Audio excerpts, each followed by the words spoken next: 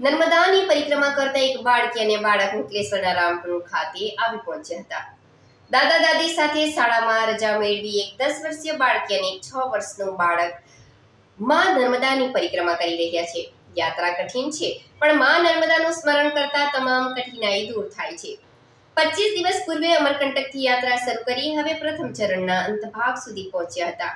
છેલ્લા 2 મહિનામાં 35,000થી વધુ પરિક્રમાવાસીઓનું આગમન થયું છે. માં નર્મદાની પરિક્રમા યાત્રા હવે કુંભ જેવી બની છે અને નર્મદા પરિક્રમાનું મહત્વ દિવસે દિવસે વધી રહ્યું છે. ત્યારે પ્રતિવર્ષ તેના શ્રદ્ધાળુમાં વધારો થઈ રહ્યો છે. પગપાળા નર્મદા પરિક્રમા કઠિન છે, માર્ગ પણ કઠિન અને જંગલમાંથી પણ પસાર થવું પડે છે, પણ માં નર્મદાનું સ્મરણ કરતા તમામ કઠિનાઈ દૂર થાય છે. ખાસ કરીને યુવાન અને વૃદ્ધો તથા વૃદ્ધ મહિલા પગપાળા નર્મદા પરિક્રમા કરતા હોય છે. આજે આ પરિક્રમામાં નાના બાળકો પણ પગપાળામાં નર્મદાનો સાક્ષાત્કાર કરવા નીકળ્યા છે. બાળ પરિક્રમા વાસીઓ નર્મદે હરના જાપ સાથે માં નર્મદાની પરિક્રમા કરવા નીકળ્યા છે.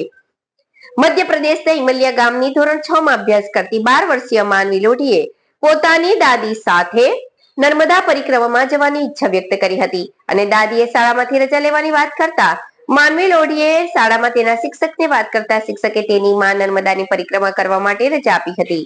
શાળામાંથી રજા મેળવી 25 દિવસ પૂર્વે પગપાળા અમરકંટકથી નર્મદા પરિક્રમા શરૂ કરી હતી અને તેઓની સાથે મધ્યપ્રદેશના પ્રીતનગરના ધોરણ 1 ના અભ્યાસ કરતો 6 વર્ષીય નયન વર્માએ પણ દાદા દાદી સાથે પરિક્રમા કરવાનો નિર્ધાર વ્યક્ત કરી. આ વાત દાદા દાદીને જણાવતા તેઓ પણ નવાઈ પામ્યા હતા અને 6 વર્ષનું બાળક પગપાળા કઠિન પરિક્રમા કેવી રીતે કરી શકશે? જો કે નયનની માં નર્મદાજીની ભક્તિ આગળ નમીને તેને સ્કૂલમાંથી રજાની મંજૂરી મેળવવાનું જણાવતા તે શાળામાં પોતાના શિક્ષકને નર્મદા પરિક્રમામાં જવાનું જણાવતા તેના શિક્ષક પણ આશ્ચર્યમાં પડી ગયા હતા અને 6 વર્ષનું બાળક પગપાળા કઠિન પરિક્રમા કેવી રીતે કરી શકશે?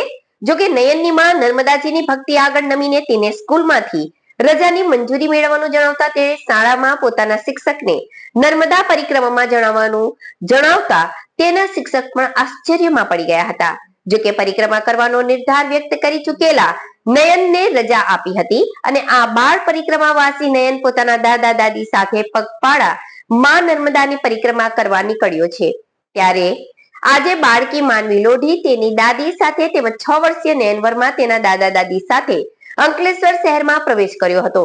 તેઓ શહેરના મુખ્ય માર્ગ ઉપર નર્મદે હરના